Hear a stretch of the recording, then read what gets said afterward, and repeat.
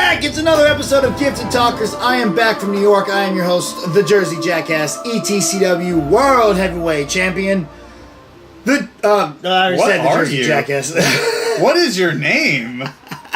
Your boy, B.C. Hit me up on all social media at Real Jackass B.C. RealJackass B.C. And I'm sitting here with Quad C. Wait, nope. It's Quad X. That's right. Matt, what's going on, buddy? Man, I am so excited. This was a really good episode, but I'm mostly excited because you got a chance to go to New York Comic Con. You got the opportunity. You went to a gifted panel. Yep. So I'm excited to hear everything that you got to experience over there. But we had a really good episode, and there was a lot of I guess alternate routes that I didn't expect them to take in this episode. Yeah. So I'm excited to jump right in. The panel was really fun, man. It was cool. I was really disappointed that my girl Natalie was not there. Oh, I'm sorry. Really disappointed. Did they explain where she was? No. They're just like, here's who is there. It was kind of funny because before the panel, the host, not the host, but like New York does that thing that in between panels they have like a DJ and a hype man out there, just kind of warming up the crowd, keeping them lit. Yeah. Where San Diego's just kind of like, screw y'all, whatever, sit there in silence. You get out of here. New York's just like, let's have some fun. Yeah. And I feel like New York is just about fun. It is. Like San Diego is not really a city that I think of fun. New York, it's like, man, this is going to be an exciting time. It's really dope, and I really do. And so, the hype man's out there. He's hanging out. He's talking to the crowd. He's doing some fun stuff. All of a sudden, out of nowhere, Emma DeMont, who plays Polaris, comes running out on stage, runs a circle around all the chairs, and then just goes back to the back. And the audience went absolutely nuts, had no idea what was going on. That's awesome. And even the host is like, okay, as a black man, white woman comes running out right at me. I don't know what to do. That was kind of scary.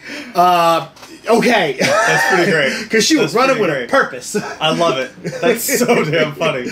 And then Jeff Loeb, who was the moderator of the panel, is That's incredible. actually a little surprising that Jeff Loeb was the moderator. He does every single Marvel television panel. He did the Runaway panels, he did the Daredevil panel, and he did this panel. And every year at New York, he moderates all the panels. Good for him. He is a showman. This guy just knows how to keep the audience in and knows how to make sure we have fun. He's such a showman, bro. Like, I mean, you do however many he does of those panels. I mean, you're bound to just pretty much know it like the back of your hand and just have fun with it. Absolutely, and he's so good. And I'll tell you what, man. We got to see the first act of the show there. They showed it to us. Up until the Cuckoos come and get Eclipse. Okay, yeah. And when they're like, it's about the baby, and it cuts for commercial right there, we saw up to that point. Man, why didn't they just go with the rest? Like, you know what? I don't know. I guess because it was like, well, it's coming on TV. Yeah, and I guess maybe ratings. They just want to make sure that people are... I mean, it's not like this was on Sunday, so, it's a slower day. Yeah. Everything's starting to come down a little bit, but Emma DeMont is... this girl is a national treasure. Is she? She's just so fun. I've never seen her in anything else. Yes, she is a ball of energy, and she's peppy and upbeat, and she really wants Magneto in the show. She just keeps talking about her dad all panel long. It would be cool. You think that's just more fan service? It probably is. Yeah. It definitely. I will say a fan got up and asked a question about the snap. Oh. Oh wait, no, that was Runaways. Oh, okay. This one they asked if we'll ever see the X-Men. Yeah.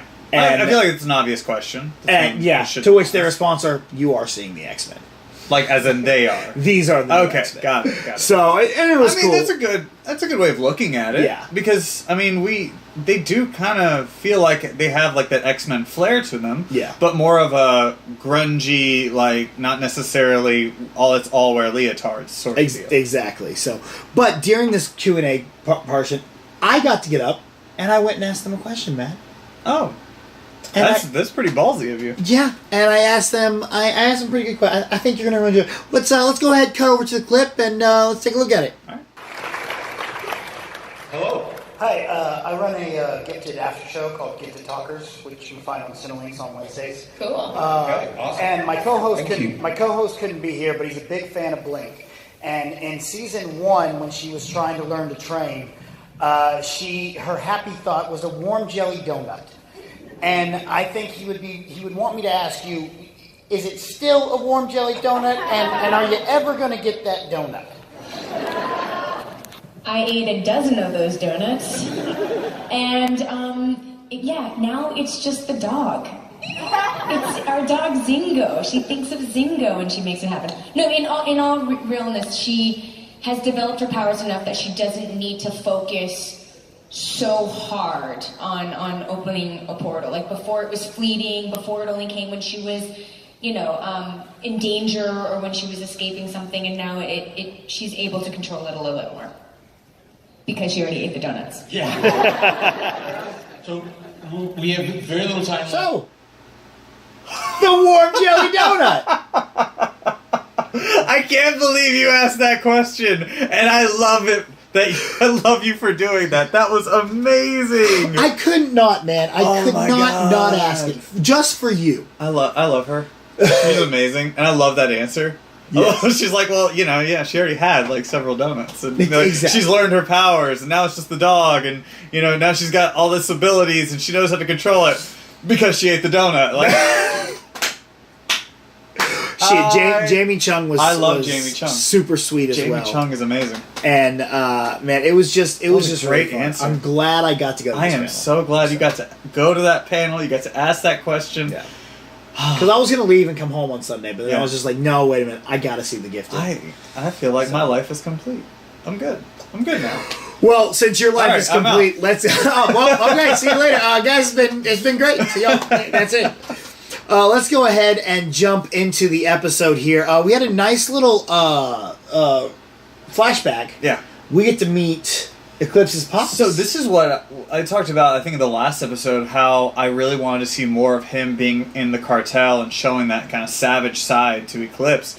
And we didn't get to see a whole lot of it, but I like the fact that we got to see at least a little glimpse of what he used to be. And I mean, and you look, we saw no remorse in his eyes whenever he was talking to his father, and he's like, oh, you think you may have fooled the sisters, but we both know where you're going. And I'm like, ooh! Yeah. Ooh, that's a good line. Yeah, home, and it leads up to what we'll get into later toward the end here.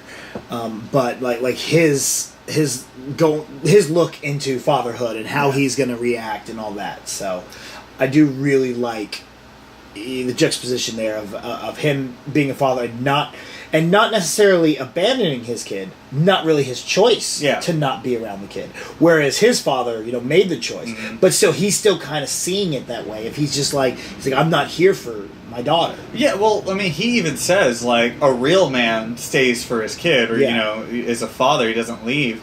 And, Polaris has to tell him, like, well, you're not leaving, it's just, you just can't be here. Yeah, you're not allowed to be. Yeah, like it's a very different situation, but like for him, it's everything to him, because I think you look at that, and I think anybody who's been abandoned, or like at least anybody who their father or mother figure just left in some form or fashion, like they're driven to be a better parent than their parent ever was to them. Absolutely, and I thought this was a really good flashback, and I hope we get to see more from this kind of. I do too, but they're going to jump, and we're going to see something else. It's not going to be him, but I would love to see more of him with the cartel. So he wakes up, he thinks he's going to go in and deal and help out Thunderblink, and they're not really happy about his drunk dial last week. Yeah, well, that's what happens when you flash people. It's you're drunk and you just send out a big, like, Aurora Borealis into the world.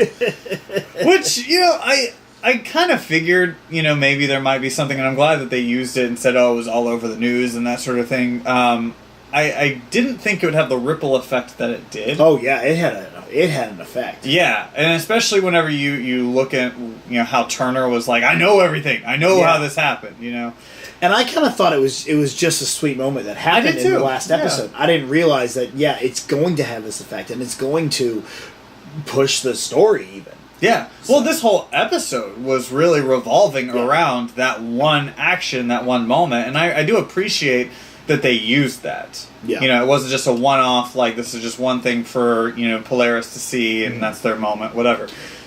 I thought it was great. Yeah, so the Cuckoos are out now going after him. They're going to go get him. I love them. Because the baby's sick. Yeah, You know, it's got jaundice? Jaundice, I yes. don't know what jaundice is. I do. I was like, well, that's a made-up word. No, it's actually, I know it's an actual thing. It is. It is a yellow tint to the skin or eyes caused by excess of bilirubin. You can't read. Let me see. Yeah, I can't read. A substance created when red blood cells break down. But, like, okay. It is very common in infant and newborns, especially males. So the fact that it was a female is okay. I just wonder if, like, they were looking up what infant diseases can we look at, or like that has to do with light. Yeah, let's go with jaundice, guys. Jaundice. Okay, that just seemed like a really weird one to go I with. literally was just like, that's a made up word. And I've heard of it. I've heard of it. I just never remembered what it was. And as soon as you said it was a tint to a yellow tint, I was like, oh, okay. I think it had. But I thought that had something to do with the liver. But I don't know. You won't know. Who knows? Well, I don't even know why I'm asking you. But so the Cuckoos are going to get him, even though everyone seems to be kind of against it, except for Reva, who's like, no, yeah, so get him, it's fine. Yeah, because I think Reva's got a bigger plan, and I think it involves Dawn. Yeah. But I just want to know, like, how does she know what Dawn's ability is? Yeah. Or, you know, does she know someone who's seen the future? Like, what is this? Yeah. I really liked the scene of the Cuckoos going to get him. It was very Professor Access. Yeah. You know, with the whole, him hearing the voices all over. Yeah, that's pretty cool. I really liked that, man. I thought that was a real good spin on that going in. And, you know, we don't think he's going to go with him, and it's like, oh, it's about the baby. Oh, no, let's go, fuck it. I mean, I figured as soon as they said it's about the baby, it's like, we're done. Let's go. Get in the car. You know, I thought that was fine. I thought, I actually liked their interaction inside the car. Whenever they're like, put the hood on. And they're like, it's security purposes. And he's like, I'm not putting it on. And then, like, they just that back and forth of like, oh, do you know what I'm thinking now? Yeah. Oh, that's not a nice thought. Like, I thought that was great. It really, they do have a good. This whole cast has such a good chemistry. They have a great everyone chemistry. works with everyone, no matter who is in each scene. And Excellent like chemistry. So fantastic. So he heads down over there. He you know, he gets to see his daughter. It's a emotional scene there with him getting to actually. Well, before he gets to actually meet his daughter, you know, Reva's trying to lay down the law there, and Andy's just and Marco's looking at Andy, and he's like, just go with it, bro. This is what's going to happen. Well, I do like that Reva asked Andy to be there. I thought that was great. Just because it shows her dominance. Yeah. And, like, you are either with me or you're against me. And she, like, draws that line in the sand every time that she asks someone to do something. I was very hesitant about this because at first it seemed like Andy's still hesitant. Yeah. And I'm like, I don't want him to be. I want him to be this bad guy. Right. But as soon as this scene plays out where he's like, yo, bro, just do as we tell you. Yeah. And he's just like, and Marco's like, that how it is? Yeah, that's how it is. That's how it is. Yeah. And I'm like, all right, okay. That's what I want out of Andy. I love the resolve in his character. Yeah. Like, that's it. That's it. Well, I am here now. Whatever. Yeah. You know, like, we were friends. Sure, bro. That's cool. Get out there and go do this. Yeah. Yeah. So he goes in, he basically, you know, gets to see his daughter for the first time. It's a very emotional scene. He saves her, all that. Time to go, and they make it. And he on his way as they're forcing him out through mind control. You know, he gets strong. He fights through this, and like Sure that whole scene with him and Polaris, that back and forth with them. Yeah. That was emotional. I just like the powerful. The desperation in him. For whenever he had to, from that moment, whenever he had the baby, he had Dawn, and then he had to give up. Like, you saw that progression of, like, I'm here, I'm complete, I'm good, I'm being a father, you need to leave. To, like, this just snap where he's like, I can't leave. It's like, okay, well, here you go, it's, I'll stay. You come with me, you're not gonna come with, I'll stay. And they're like, you can't stay, you gotta go. You gotta get and it's just, from there, it's, what do you do as a dad? It's just, it was fact really that he was able to watch. overcome the Cuckoos. Yeah. That, I mean, Was. well, I like that the Cuckoos were like, we can't fight that kind of emotion. That's strong of emotion. So we see a weakness there. Yeah. Because I was thinking, like, how do you ever beat someone that can do mind control? Yeah. You know, and always knows what you're thinking. I think he is going to have a lot to do with their eventual demise. Oh, that's interesting. I like that. I like that idea, dude. But he gets ready and he's going all in. He's set to fight, and I love this scene. I thought it was really. I thought it was strong. cool. Yeah, it was cool. It was a good fit. And I like how Riva stopped him. Yeah. Yeah, like, and I thought Andy would have something to do with it. I thought Andy was too. I thought Andy was going to take his ass out. But Riva, man, you talk about powerful female characters, or just powerful characters in general. That is a boss. When she just does her power and she walks up, she goes, "We done?" Like, oh, that was good, dude. The actress who plays her, she was at the panel. The panel, yeah. And she is just incredible as well. She's a ball of energy. She's so much fun. She seems really sweet. That's cool. And I really did enjoy. It made me like that character even more. Yeah. Because the character of Riva is the polar opposite of her. Ha! That's awesome. So, and that's what I really did enjoy. Well, I mean, I'm not gonna like toot my own horn or anything, but I've acted before, and and I've also I've done a lot of research into like what actors like to do, and one of the things that I've always heard and even experienced for myself is that playing the villain is so much more fun than playing the good guy. Yeah. And you would know this in wrestling too. Yeah. You would much rather be a heel than a face.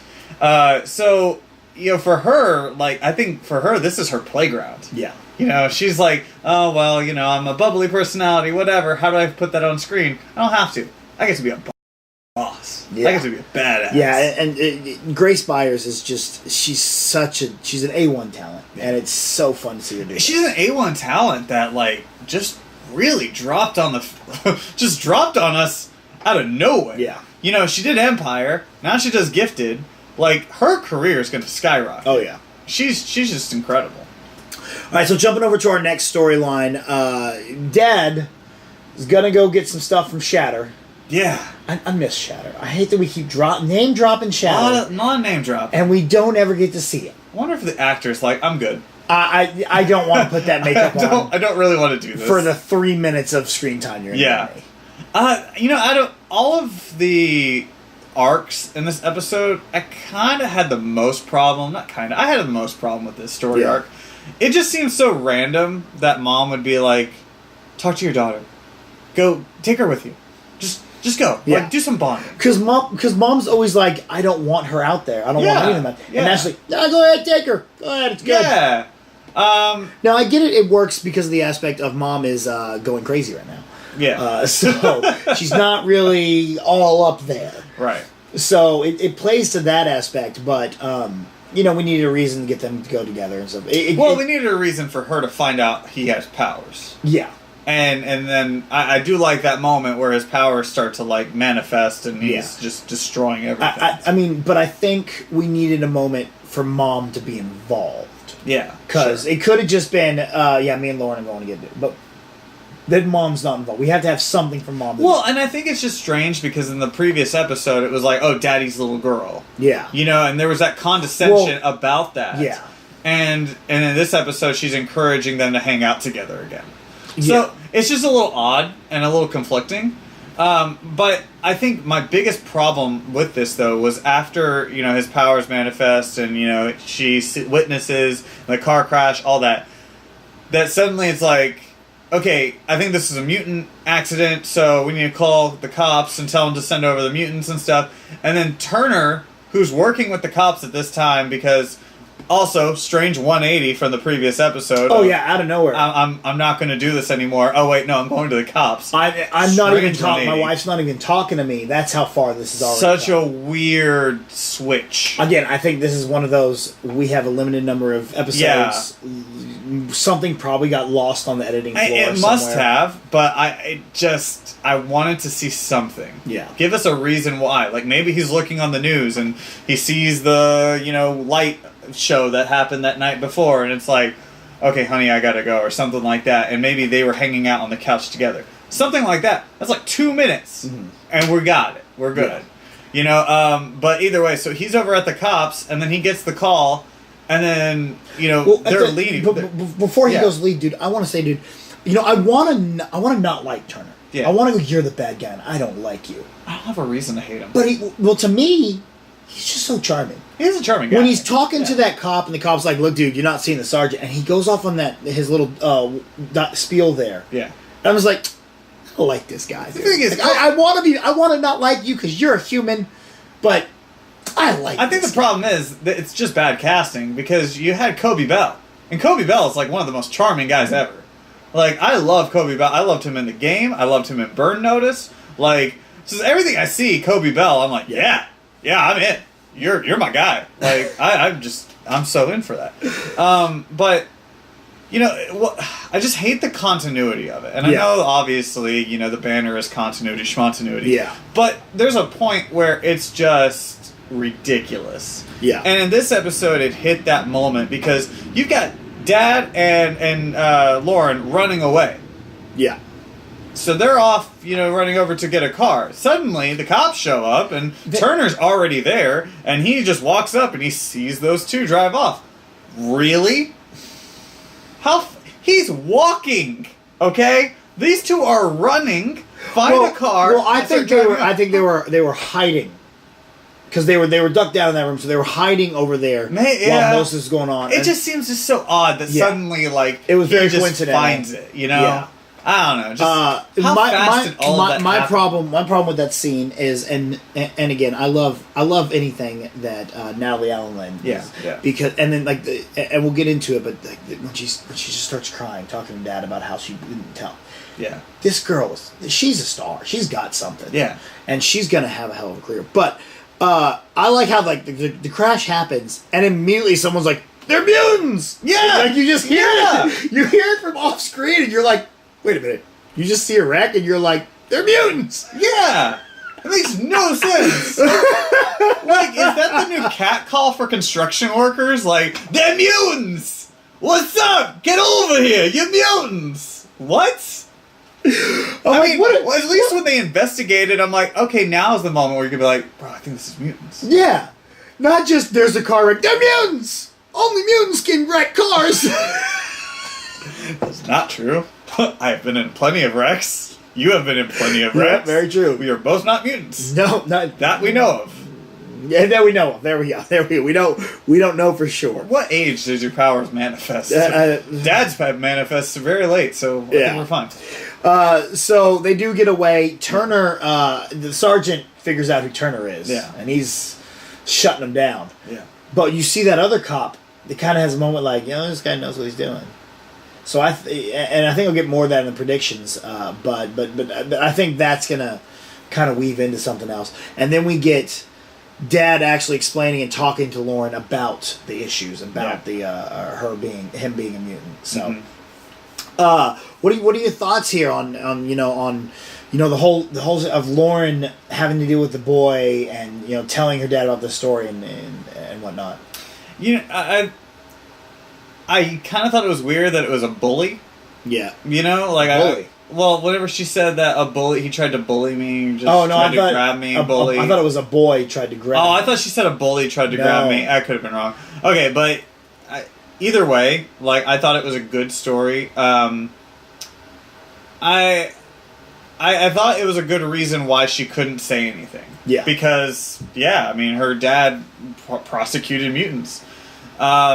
It was a good story, and I think it was a good reason for all of this for her to have hidden it, and it was, I think my thing though is if you're going to do a flashback, why not make that the flashback?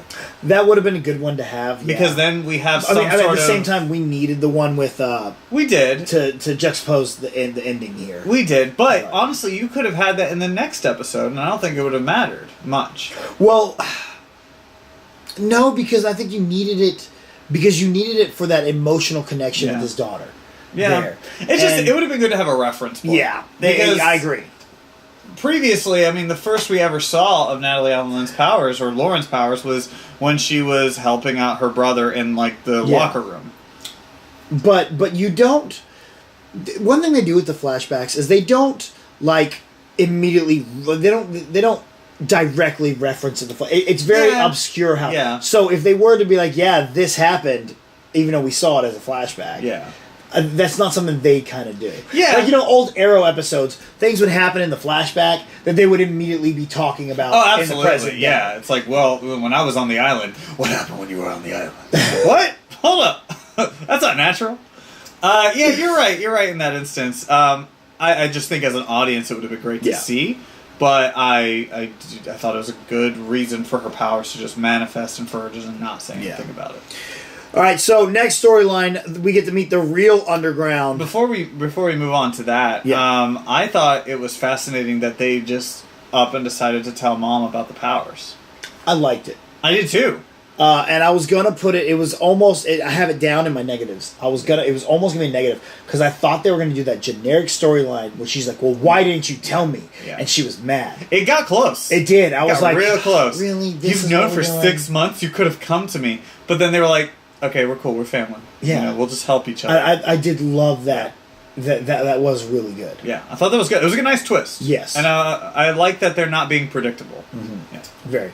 All right, so we get to meet the Morlocks early. I thought it was going to take a couple more episodes before we really got into the Morlocks. As soon as they introduced the underground, I kind of felt like that's where we were going. Well, yeah, I'm thinking, like, before I started watching this episode, I didn't realize we're going to find the Morlocks right here today. Well, no, I'm talking about last episode. Oh, yeah. Last episode, whenever they were like, "Oh, there's an underground group," I'm like, "Oh, we're about to explore the Morlocks." I thought we'd be searching for them, and then they would kind of show up in like episode 5 or 6. Yeah. I didn't realize. Boom! Here we go, and their leader right off the bat. Boom. I liked it. I liked that they did that because you were able to see the Morlocks, see the different mutants that they have there, see the different powers that they have over there, and how they could even screw up Thunderbird. Yeah. And dude, those Super Mario-esque walls, like they reminded me of like the movie when they're just going through the wall. I'm like, this is funny. It's pretty great. Yeah. It's like I like what they did with Blink having her be a spy. Mm-hmm. Because at this point now, with her being a spy, you're not going to see the Morlocks very often. It's like, okay, now we have a reference, like this is the Morlocks. Now this is what Blink is doing, and eventually we'll get back to the Morlocks being involved. And I think there's going to be a more nefarious plot with them that's going to be like, what, you're spying on us to the Morlocks? Yeah. Like, and because Blink seems like she feels very at home once she got down there, and she's like, "Oh, this is." Well, I think we've all been leading to this. I mean, just in the first episode alone, whenever she had to hide herself and like put on those contacts, I think at that point it was like, well, why am I, conforming in a way? Another question asked at the panel: are we going to get to a point where Blink can just throw the daggers and spears into the portals like she does in Days of Future Past? And the question asked was just that it was Jeff Loeb that brought up like, well, we want to get to the point that how she does it in Days of Future Past, which I thought was really cool. They straight up kind of awesome. like that. And they go, but we kind of put ourselves in a corner with the whole ripping open thing because that's really expensive.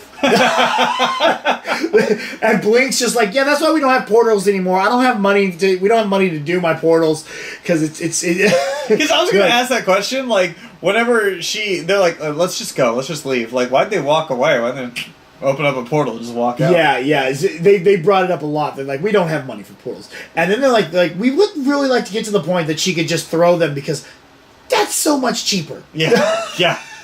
It was pretty cool there. That's a training session right there. That's a montage. I gotta say, to save money. I gotta say though, Thunderblink, they're just the cutest. They are. But there are so many cracks in that. There are, but they're just because going through when she's just like, I'm your girlfriend. I should be able to talk to you. I did like that. Look, I know you don't just break skin. And we get to the point where he explains to her what's going on, and they just work so well together. They work well together, but it's like we said at the beginning of the season whenever we had our predictions. Yeah. There are already cracks forming in that relationship. Yeah. And it has to do with a lot of them not telling each other things. And, Thunderbird having to go through all of that, angst and the feeling of failure. Yeah. And now with Blink being a spy for the Morlocks, I mean, I don't know how much longer that's going to last. All right, so let's look at the final scene here. Marcos comes in on Thunderblink in this conversation. Yeah. And he's like, "Oh, you need a rest? I don't need a rest. I want to hit him back." Yeah. Dude, I was like, "Let's go! I'm hyped, Yeah. bro! Like, let's do this right now." Because, like, I think with Marcos, or Eclipse, whichever one you want to call him, so far, he's just kind of been very passive. Mm-hmm. And he's been that drunk angry in a way. Yeah. But now you're seeing that rage. And I think there's a big difference. So now that we're going to actually get to experience that rage, I'm very excited for, like, what that means for this character. Yeah, I think it's really going to work. And I want to know, they're obviously hiding something. Yeah. What is it that they are hiding? How is it that Dawn plays into this? Does it mean anything that Dawn in Spanish means Aurora? I didn't know that. I know. Yeah. And I tried to look up, I'm looking up Dawn. I'm trying to find out if she's somebody. Yeah. I can't find anything on her. Only Aurora is Storm. Yeah. And she's not Storm, obviously. But... Speaking of this, I mean, just completely aside, whenever he's at the diner and he's, like, talking to that waitress, when she said sugar, like, is it just me? Or, like, did they really emphasize that to give, like, a big Rogue reference? Sugar. Yeah, because, like, in the comics and in the animated series... Oh, yeah. Rogue would always be like, very, yeah, sugar, or yeah, sugar. You're right. Yeah. I didn't even pick up like, on they that. should really emphasize that sugar. I'm just saying. I didn't even think about that. Yeah, man. I don't know. Maybe it was a little weakened on. They asked Loeb about are we going to see like little more Easter eggs and Loeb was like we don't ever go into like we don't have like a master book of Easter eggs. Sometimes things just happen to work out. That we're like, yeah, this is good. Let's go ahead and use that. That's a good way of looking. And that's something cool to look at too. Like maybe what if she said this? It's very kind of throwbacky. Yeah. So anyway, but going back to Dawn. Yeah, I don't know. Like, I was studying Spanish recently, and I never knew that. Yeah. So, all right, negatives. What do you have? Oh, the biggest one negative is that Turner thing. Like, that whole arc was just so random. Like, oh, well, I guess he's not putting it all away. Cool. Yeah. All right, that's fine. I mean, I didn't mind him finding Dad and Lauren. I'm like, okay. I didn't mind it. I chalked that up to editing choices to just kind of let's get things going. So. It's an issue. Yeah, it's a major issue whenever you have a plot and a resolution in the second episode that's completely turned their back on. They like just do a complete 180. They turn their back on that entire resolution and they give no reason why. Yeah. I mean, I didn't really have any negatives for this. What I was writing down was I had Andy's hesitation, but that was nixed. Yeah, he didn't have it. And then I had, as soon as we started doing the generic mom's mad because you didn't tell her for 6 months, they turned that around. Yeah. And so this really is of the 3 episodes. I think this is my favorite one of this season so far. I think it was the strongest. Yeah, I'll agree with that. And I'm really excited and looking forward to what happens next. Did you watch the preview? No. So I am right in the same boat with you. All right, so this is completely blind on our predictions. Yeah. So do you have anything what we're gonna have?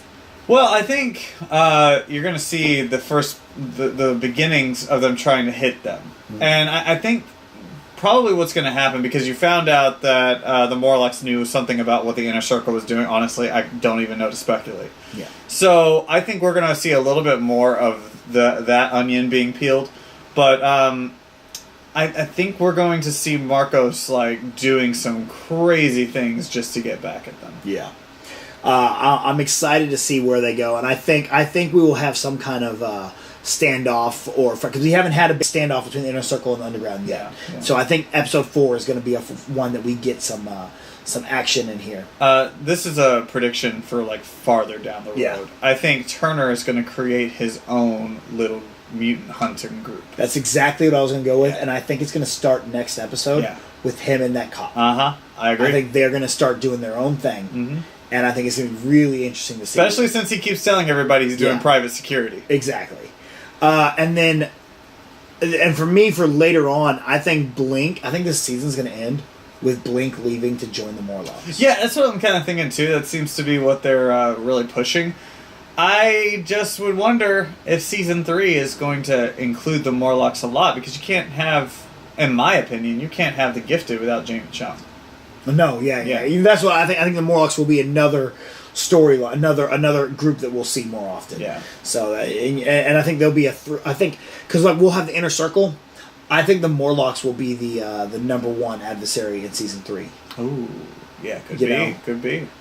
And it's gonna and then we'll keep pushing forward and whatnot. So. I think it's good. I think it's a good prediction. All right, well, what did you guys think? Did you like this episode? Make sure to comment down below. Don't forget to subscribe to this channel and hit that little bell so you can get all the notifications, all that. Matt, go ahead, put yourself over. What's going on? Where can you be found? Yeah, you can find me on all social media at Move the Joystick. You can also find me on Cinelinx.com. You guys should check out, because on both the Cinelinx Twitter and Instagram, we recently went to a screening of First Man and got to actually... watch Ryan Gosling have a panel of his own. So we posted some of the videos up there. It's really cool. So go check that out. It's pretty amazing. Absolutely, that's awesome. You guys know you can follow me on all social media at Real Jackass BC, RealJackass BC. Don't forget, go subscribe to the Jackass Nation YouTube channel. So we get we're down to 17.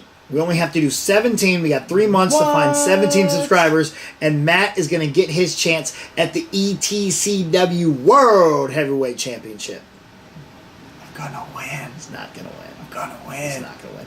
Anyway, we still don't have a sign out line or anything for this. So we'll just see y'all next week for the next episode of Gifted Talkers.